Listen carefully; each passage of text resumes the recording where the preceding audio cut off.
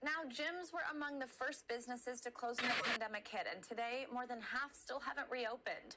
Owners are saying that without federal relief, they'll be out of business for good, while customers are feeling the physical and mental effects of not being able to work out. NBC News correspondent Julie Sirkin reports.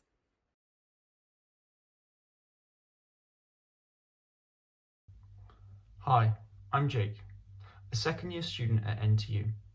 Like many students, my sport was stopped in March of 2020 due to the coronavirus outbreak. This meant I had to continue developing my training at home, and for the first few months this was okay.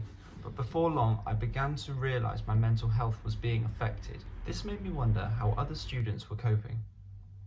In this documentary, I will attempt to go beneath the mask in order to understand how other students experienced the same thing that I did. Hi, my name is Jawed Khalik. I'm the former IBO welterweight world champion, former area champion, former WBF Intercontinental champion, and the former Commonwealth champion. So I'm Sam Taylor. I've been studying health and social care at Nottingham Trent University. I've partaken in a variety of sports over the duration of uni. This ranged from boxing, football, tennis, golf, and more recently running. Hi there, my name's Lucy. I'm a 21-year-old psychology student from Nottingham Trent University. So currently I participate in yoga, which I used to attend most days a week. When you do your sport for so long and then you're suddenly told that you can't do it, it's a whole change in routine. So boredom was a massive factor during lockdown. Even the fact that professional sport wasn't going on, so I couldn't even watch it as well. It was really frustrating time. I think a lot of them have been calling me, messaging me, telling me it's affecting sort of their mental health, their mood. They don't feel like doing anything anymore.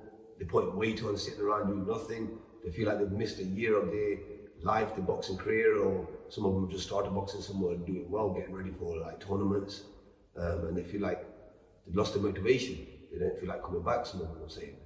I think ultimately I did suffer mentally because of the lack of sport. I love engaging with others' company, and yoga allowed me to socialise with others, which supported my mental health. I think the removal of face-to-face yoga increased my stress levels, as this is a time where I can be in a room surrounded by positivity and stress-reducing movements. When most of the other sports were cancelled, I was able to play a little bit. Unfortunately, that was only back home because the tennis resources here at uni are all indoors and we obviously couldn't play indoors, which was extremely frustrating, especially because I felt like I've improved over the last year or so. The pandemic meant that my classes could not continue face-to-face. Instead, they were held on online alternative, so this was through Teams. If I'm honest, I don't feel I have made a great sense of progress with my yoga because the level of teaching is not as rigorous and detailed online, restricting my ability to improve.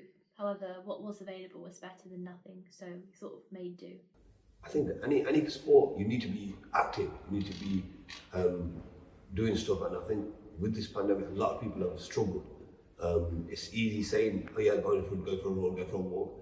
I think after a certain time, you get fed up and you get bored and you want to, and then you're used to doing it in a class, in a group environment, in a sense it's different. So I sort of did my own research in like independent tennis exercises that sort of ranged with holding the racket and then just focusing on fitness. So obviously tennis utilises the legs a lot, so it'd be a lot of sort of jumping and stopping and sort of shuffling side to side, and I was sort of able to incorporate exercises into that, which was it was a bit of a substitution, but obviously not as good as the real thing. We had online training, free online training that we was doing, that people could follow at home. But again, without the right equipment, without the bags, without the sparring, the pads, it's not quite the same. If it's possible, and definitely in terms of sort of promoting mental health, I think societies could have a massive impact.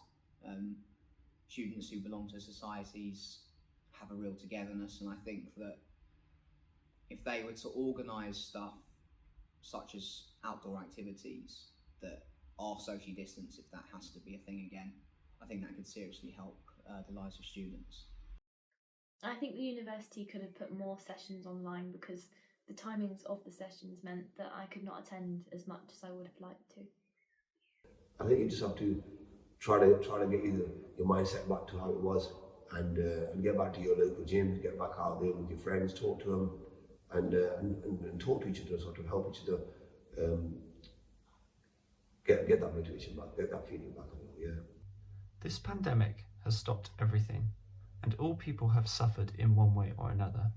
However, affected or not, athletic or not, we have all learned things through the hardship of this pandemic. As Ken Doherty once said, the 5 S's of sport training are stamina, speed, strength, skill, and spirit. But the greatest of these is spirit.